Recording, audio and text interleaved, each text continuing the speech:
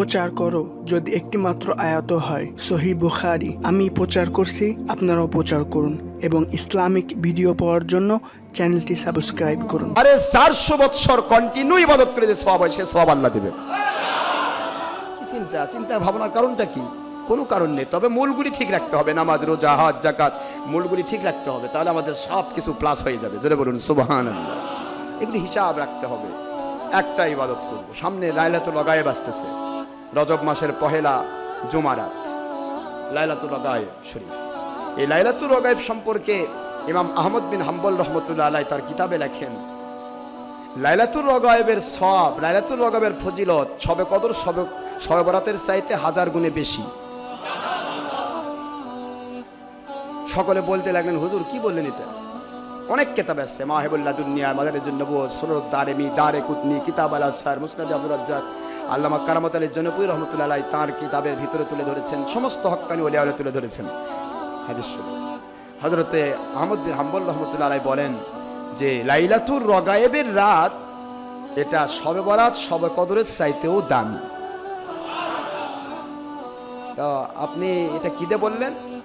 সব মুস্তাহিদগণ চলে আসলেন, হে চার ইমামের এক ইমাম আহমদ বিন হাম্বল রাহমাতুল্লাহ আলাইহি, আপনার খেদমতে বলবো কি দিয়ে পাইলেন, কেমন করে বললেন?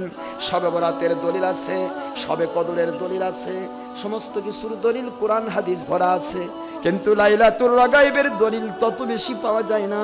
শুধু একটা জিনিস পাওয়া যায়, এই লাইলাতুল গায়েবে আল্লাহর হাবিব হুজুর পাক সাল্লাল্লাহু আলাইহি সাল্লাম, নূরে মুহাম্মদুর রাসূলুল্লাহ সাল্লাল্লাহু আলাইহি সাল্লাম তার মাতৃগর্ভে রেহেম শরীফে স্থানান্তর করেন।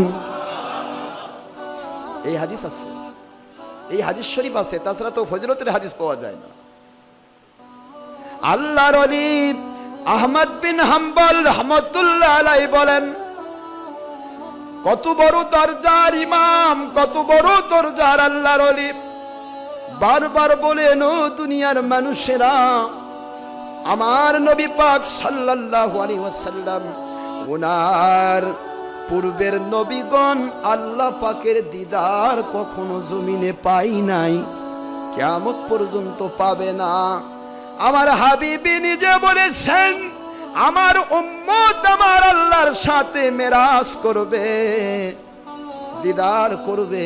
আমি আহমদ বিন হাম্বল একবার নয়, দুইবার নয়, আমার আল্লাহ পাকের বান্দা এবং নবীজির উম্মত হিসেবে আমার সাথে আমার আল্লাহ পাক 82 বার দেখা করেছে। আল্লাহু আকবার, জোরে বলুন।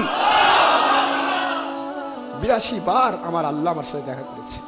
তবে আল্লাহ পাককে দুনিয়াতে উম্মত আল্লাহর কুদরতকে ডাইরেক্ট দেখবে না, মেসালি সুরতে দেখবে। কি সুরতে বলুন? মেসালি। আল্লাহর কুদরতকে ডাইরেক্ট দেখতে সহ্য করতে পারবে। রাসূল পাক সাল্লাল্লাহু আলাইহি ওয়াসাল্লাম দেখেছেন ডাইরেক্ট, যেরকম সুবহানাল্লাহ, এছাড়া অন্য কেউ পায় না, এক্সেপশনাল। তো সেই ইমাম আহমদ বিন হাম্বল রহমতুল্লাহ বলেন, আপনারা নিজেরাই বললেন যে আমার নবী পাক সাল্লাল্লাহু আলাইহি ওয়াসাল্লাম ওনার নূরে মুহাম্মদ রাসূলুল্লাহ সাল্লাল্লাহু আলাইহি ওয়াসাল্লাম এই রাত্রিতে মাতৃগর্ভে রেহেম শরীফে স্থানান্তর করেছে। তো এটাই তো সবচেয়ে বড় দলিল। কি বড় দলিল?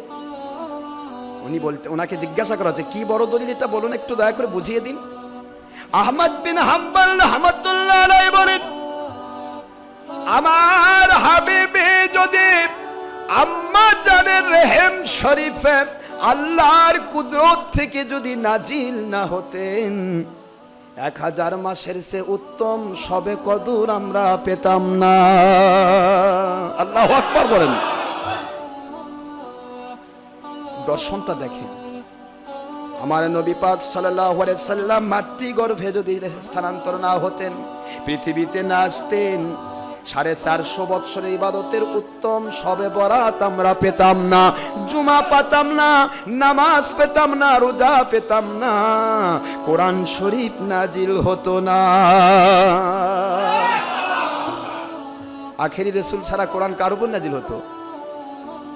কোরআন শরীফ নাজিলের মিডিয়া তো আখেরি রাসূল। সুবহানাল্লাহ বলেন না?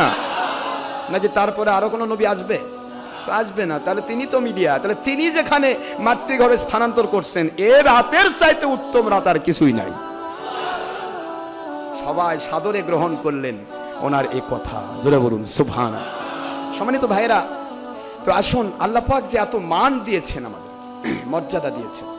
সামনে বৃহস্পতিবার জুমার রাত্রি লাইলাতুল রগায়েব, রজব এসে গেল, সামনে মেরাজ আসবে, সামনে শাবান চাঁদ শবে বরাত আসতেছে, রমজানুল মুবারক আসতেছে। এখন আমাদের দোয়া করার একটা বাকি আছে, সেটা কি বলেন তো? আল্লাহুম্মা বারিক লানা ফি রজব ওয়া শাবান ওয়া বাল্লিগনা রমাদান। জোরে বলুন সুবহানাল্লাহ। আমার নবী পাক সাল্লাল্লাহু আলাইহি ওয়াসাল্লাম দোয়া শিখিয়ে দিয়েছেন, তোমরা এই দোয়াটা করো। কি? আল্লাহ পাক আমাদের রজব শাবান মাসে বরকত দান করুন, আর রমজান মাস পর্যন্ত আমাদের হায়াতকে পৌঁছিয়ে দিন। আল্লাহর হাবিব বুঝাইলেন এই দোয়াটা কবুল হয়ে যাবে, যেহেতু আমি শিক্ষা দিলাম। ডিসি সাহেব যদি একটা জিনিস শিক্ষা দেন যে ভাই এইভাবে এভাবে এভাবে এভাবে আপনি অ্যাপ্লিকেশন করেন, আপনাকে 5 টন গম দেওয়া হবে, মনে করেন গম বরাদ্দ হয়ে গেছে। আমার কথা বোঝেন নাকি? হ্যাঁ, বোঝেন তো? যে আপনি এভাবে এইভাবে একটা অ্যাপ্লিকেশন লেখেন, অ্যাপ্লিকেশনটা পাস করেন, পাঠাই দেন, 5 টন গম আপনাকে দেওয়া হবে। তার মানে কি? আপনি শুধু ফর্মালিটিজ মেনটেন করতেছেন, কিন্তু 5 টন গম বরাদ্দ। আমার রাসূল পাক সাল্লাল্লাহু আলাইহি ওয়াসাল্লাম বলেন, আমি যে দোয়াটা আমার মালিকের কাছে করেছি, আমার মালিক ফেরত দেবেন না। শুনে নাও, যদি মৃত্যু রমজান মাস আসার আগে এসে যায়, রমজান এবং শবে বরাত, শবে কদর সকলের সওয়াব তোমার নামায় আমলে দিয়ে আল্লাহ পৃথিবী থেকে বিদায় করে দিবেন। বাজেট হয়ে গেছে, বরাদ্দ হয়ে গেছে, শুধু সিস্টেম আমি তোমাদেরকে দিয়েছি, সিস্টেমটা ফলো করো। জোরে বলুন সুবহানাল্লাহ। তো তাহলে আমরা সামনে লাইলাতুল রগায়েবে আসবো, একটু সামথিং যতটুকু সম্ভব হয় আল্লাহ পাক তৌফিক দিলে আমরা ওই দিন আমল করব, ওই দিন একটু আলোচনা করব।